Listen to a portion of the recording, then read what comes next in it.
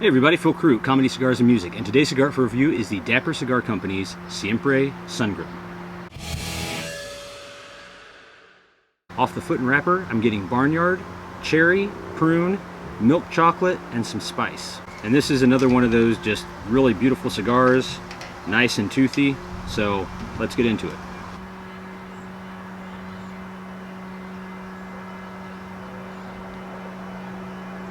Okay, so right off the bat, some earthiness in there, a little bit of just a hint of like a cocoa powder, a little bit of tobacco, sweet tobacco in there.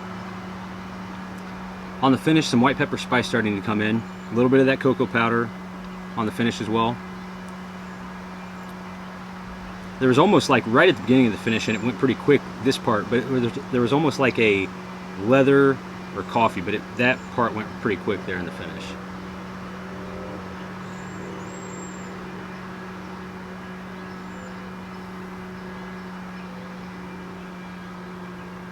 Retrohale, a nice subtle white spice in there, white pepper spice in there, and just a little bit of that chocolatey sweetness. Sweet. All right.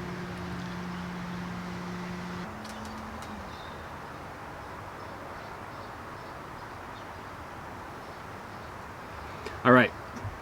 We are definitely rounding out the first third here, and there is just a little burn issue, but that's kind of been correcting itself slowly, so I'm going to hold off on that. Flavor-wise, as soon as I take the draw in, man, it is just an overwhelming, in a good way, this nice cane sugar. And that's pretty much kind of taking over everything. There is a little bit of oakiness in there, and that combined with that cane sugar has been really good. Those, I would say, are the two main flavors I've been getting, especially with that cane sugar, sugar cane, being the top one. Also, I've gotten a little bit of black pepper, and I got this fruitiness, and it was almost like a fruit candy, but I just couldn't quite get it, and I only got that once or twice. On the finish, that sugar cane is just right there. I mean, that sugar cane just holds on and holds on. That does not go away. There's been a little white pepper spice just on my tongue, and also some leather on the finish. On the retrohale is just a nice sweet earth, so some sweetness there from that sugar cane, and some earthiness there. The aroma off the foot has been, it's kind of gone back and forth here. Right when I started, it was this nice sweet milk chocolate, and now it's kind of turned into this nice kind of sugary sweetness, so that's cool.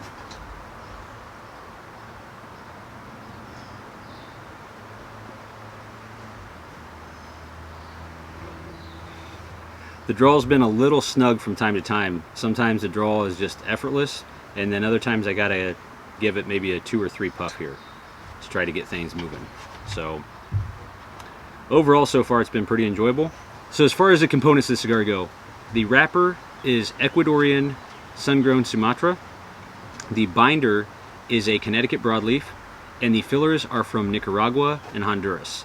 Now, if you want a little bit more specifics about all that stuff, I would encourage you to go to the website for Dapper Cigar Company, and I will put that right here for you, and I'll also put it in the description box. Their website is actually very cool. It's laid out really classy, so that's nice, but I would encourage you to go there. So I was driving today, and I noticed when I passed this driver, he had his hat on backwards, and he had it pulled over almost like basically right at the edge of his eyebrows, and I think maybe over his ears a little bit. If you have any insight into why people do that, leave that in the comments, because I have no idea why people do that. To me, that just seems weird, but hey, what do I know? Just a sweaty dillweed doing a cigar review.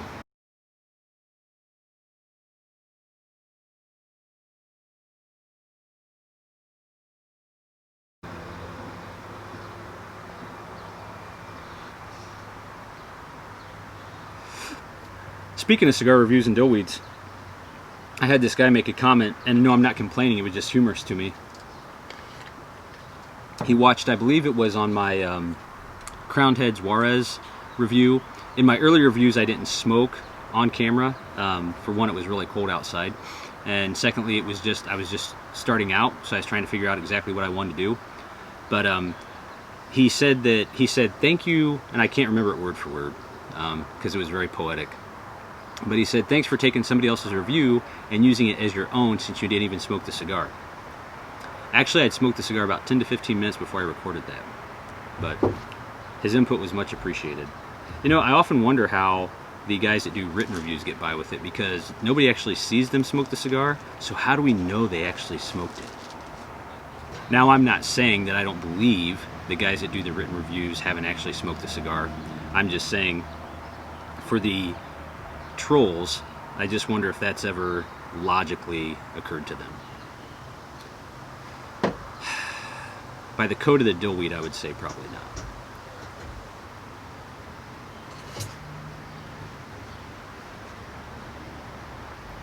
All right, we are finishing up the second third here. That burn has still kind of been giving me a little bit of issue here. I had to touch it up twice in the second third, and it's kind of going back to where it was, if you can see that. So that burn's kind of reminding me of like a little kid that keeps going for the, you know, the outlet, and you keep telling him to stop. But the flavors have been really good. So that sugar cane has still been there. There's been this toastiness that has developed, and also that sugar cane is now going from that sugar cane to like a brown sugar. That's been really good. That's good. Retrohale has just been like a nice earth and a little bit of sweetness. And the finish, that leather has kind of tapered down a little bit. That's still there, but it's tapered down. The spice is gone, and I still have that sweetness on the finish. So no problems there. I'm enjoying this cigar just outside of the burn. The draw's still been about hit and miss. Sometimes the draw is really good. Other times it takes me a little bit of work to get it there. So.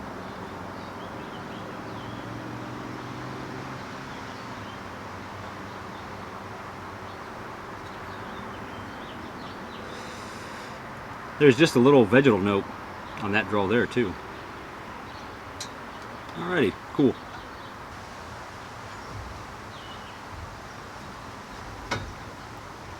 Alright, finishing out the cigar here. Had one burn touch up again, same thing. The burn's been a little bit better. It's still a little bit wonky, but nothing that I decided to touch up, so we'll go with that. Flavor wise, still that sugar cane, man. I'm telling you, that sugar cane is definitely punching through like Mike Tyson. Other flavors that kind of came in off and on was a nice fruitiness, milk chocolate, and here towards the end of the final third was a nice clove spice, so that was good. On the retrohale, got some earth and sweetness still.